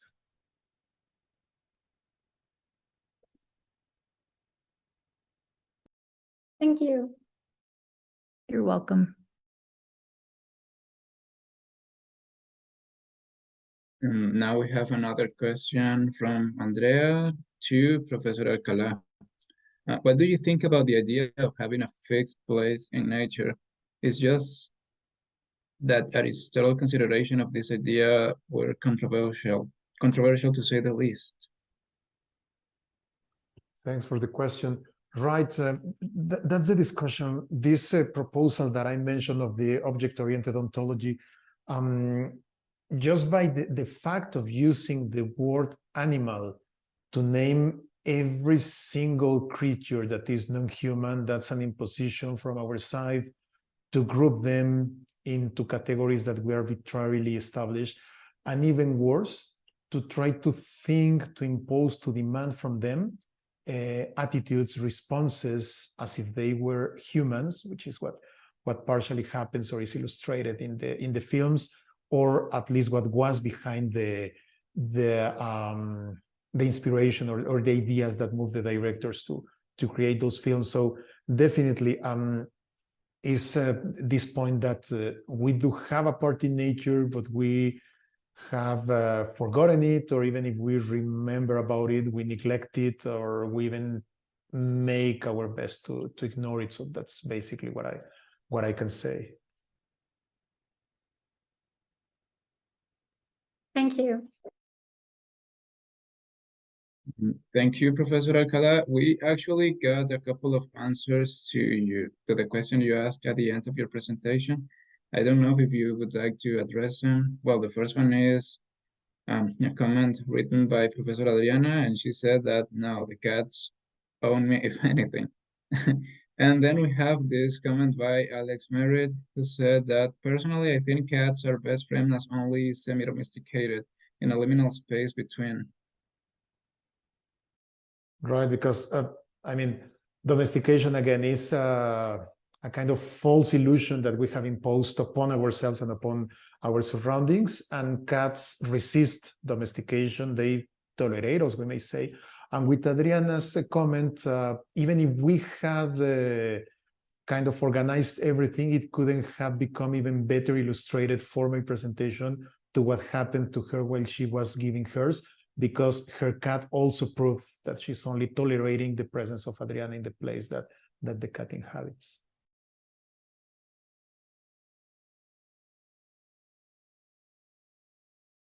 Thank you, Professor Alcalá.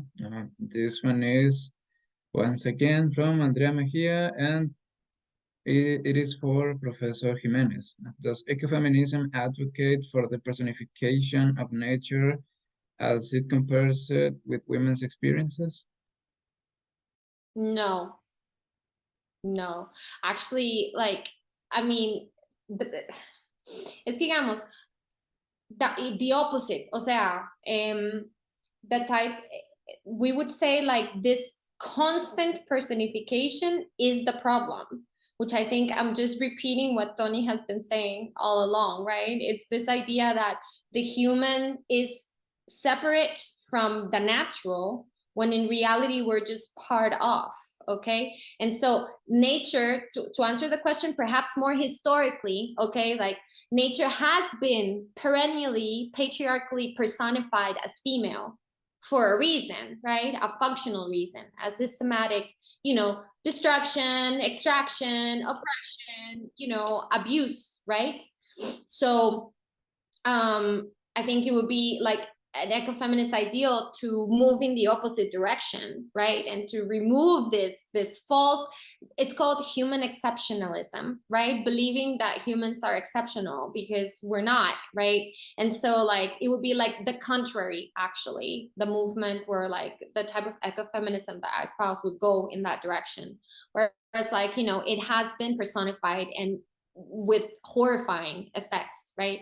So it's just useful to observe how it has been personified, but I would never say that that's what we should be doing. We should be depersonifying humans and getting us back into nature where we belong. That's what I think. Thank you. Thanks, Professor Jimenez.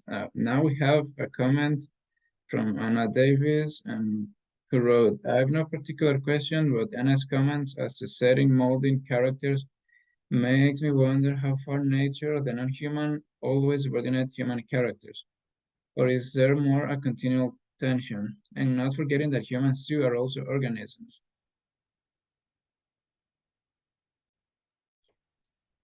I don't know who wants to answer this or comment on it. Maybe Anne, you'd like to sort of say something about your own reflections on your comments, which I think is very pertinent. What I would say personally, I think it's more to do with continual tensions. Going back to what Ilse was mentioning about the great gods Pan, you know, we have the tension between Pan, the past, the mythology, etc., nature in the figure of the great gods Pan. So for me, it'd be more like continual tensions. But I don't know if anyone else wants to mention anything, or Anne, if you'd like to mention, you know, say anything.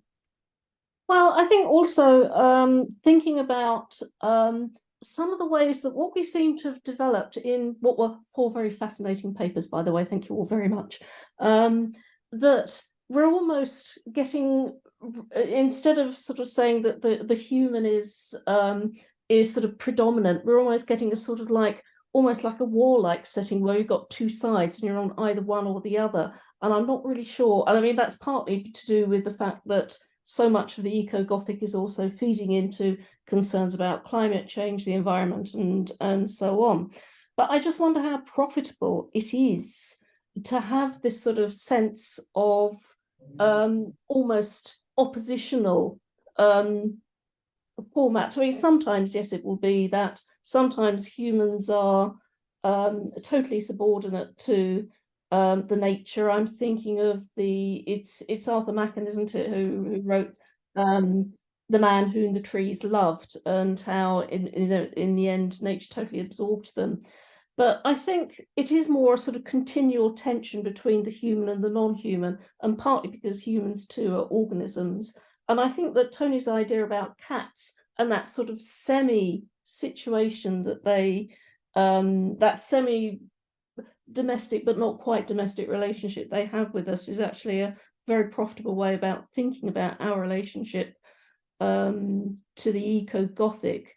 I think it's just that idea that somehow, far from humans being all-powerful, which is where perhaps we started out with eco-criticism and how we needed to rethink this, that we've almost got to the opposite extreme, that, you know, nature is controlling us totally. And I think that's maybe not terribly helpful. So I'm just thinking out loud, basically, which is why I haven't got a question, but those were what your remarks made me think about.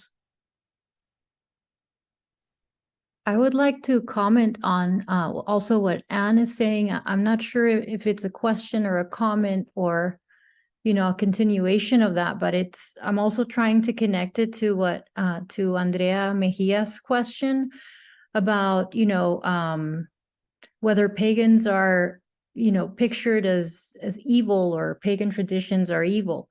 And going into the title of this talk, you know, vengeful nature, I think that what you're saying, Anne, is absolutely true. It seems that people, I mean, in this, it's not only continual tension that's portrayed, but it's also that humans are being punished by this vengeful nature. So on the one hand, pagan traditions, I'm thinking about my work, obviously. In pagan traditions, there is this, what's highlighted is this sort of idyllic relationship with nature, but it goes to the extreme and then it turns very dark. And obviously we have sacrifice, you know, and sacrifice portrayed in a very gruesome manner. And it's almost like they're getting the command from nature itself to sacrifice humans in this manner. So it seems that it's very, very extreme, and there isn't like a middle ground or a less, you know, tense relationship between human beings and nature. So I don't know if that answers your question either, or comments on it, but anyway, I just wanted to add that.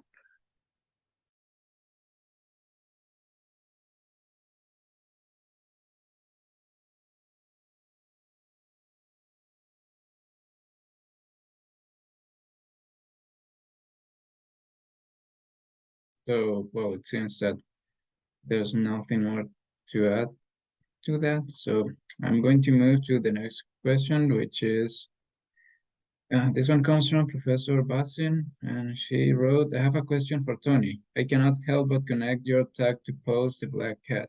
Care to comment about this intertext? Thanks, Ilse. Sure, the connection could be, there is a very subtle one, because in the end, we know the final reading. I hope there is no spoiler. Everybody here must have read the story. The cat is definitely dead, as well as the wife, but it is the subconscious mind of the protagonist betraying him to confess his murderous actions.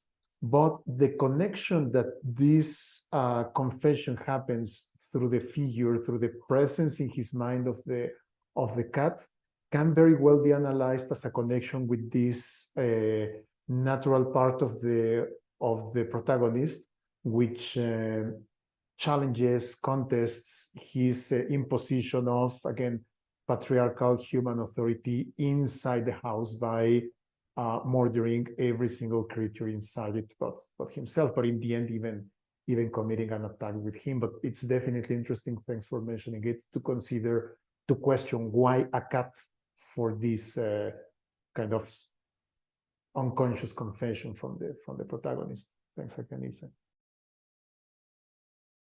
Thank you. Well, and we have another question from Professor Bassing to Professor Jimenez. According to you, may Ecogothic be both ecophobic or challenge the ecophobic stance?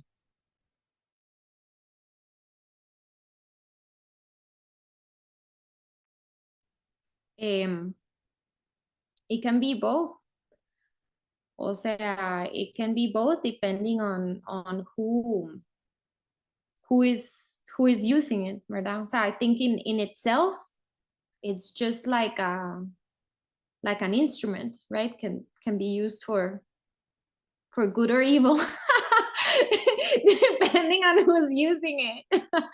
What I want to point out is what Estok points out, right? Like repeatedly, but he's all alone. He's all alone, at least in my reading of the field, right? Which is just like, yo, I mean, if you want to do eco-criticism applied to the Gothic, it's gonna be the same thing, you know, because you haven't questioned these things in eco-criticism itself. So I think that would be like my es que no sé ni cómo decirlo, o sea, my suggestion of a warning, perhaps, right?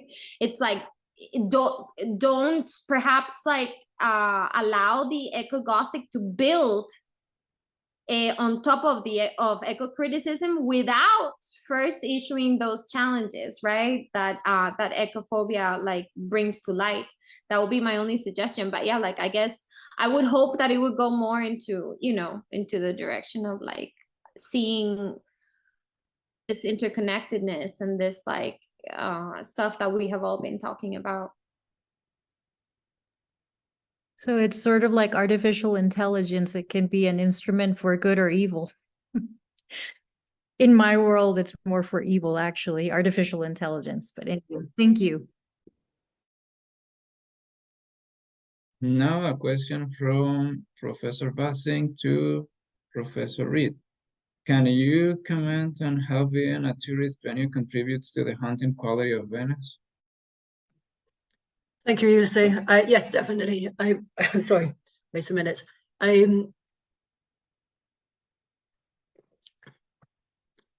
Precisely what I mentioned in relationship to Don't Look Now, we don't know who the inhabitants of Venice are.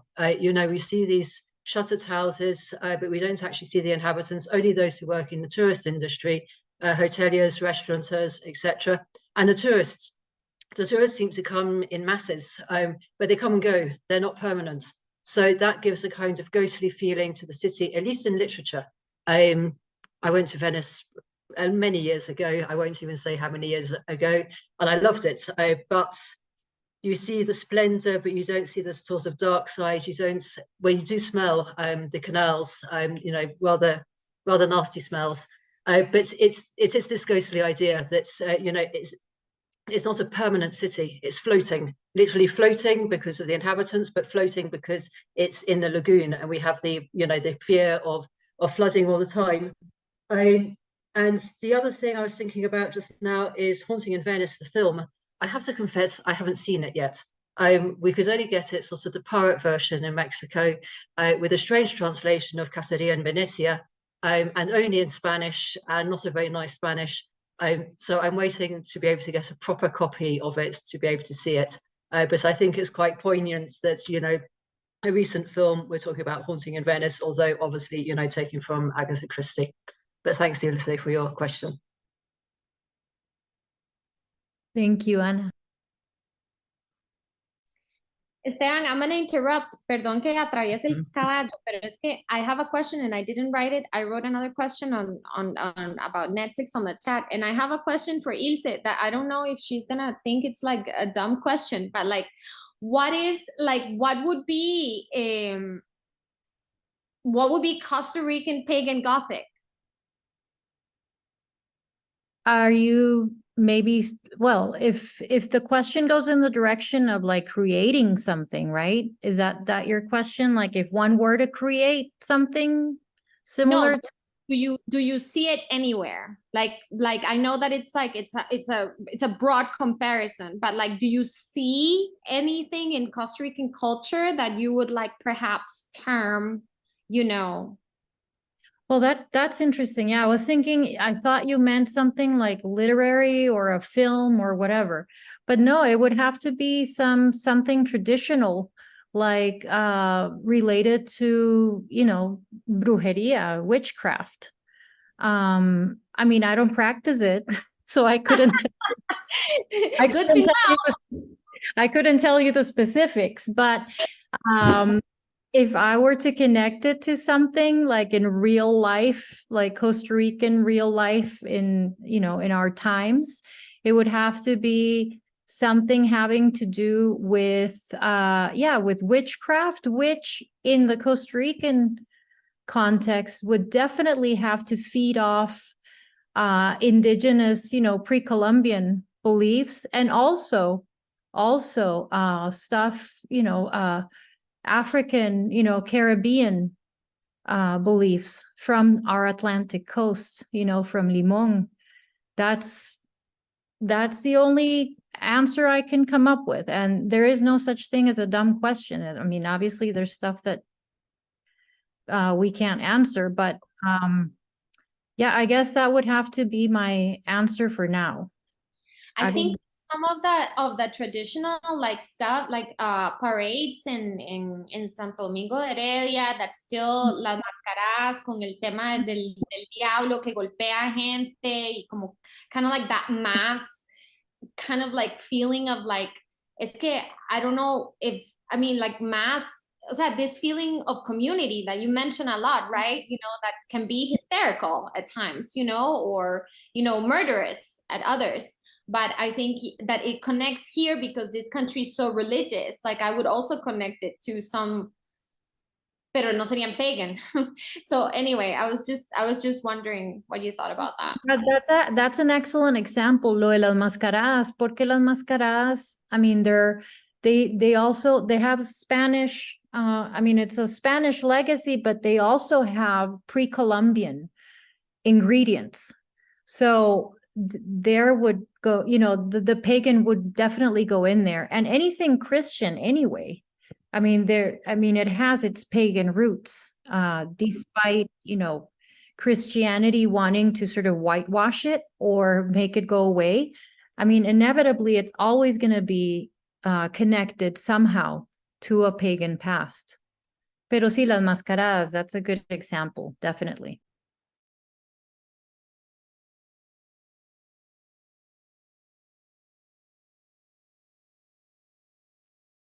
Well, it seems that time is up. So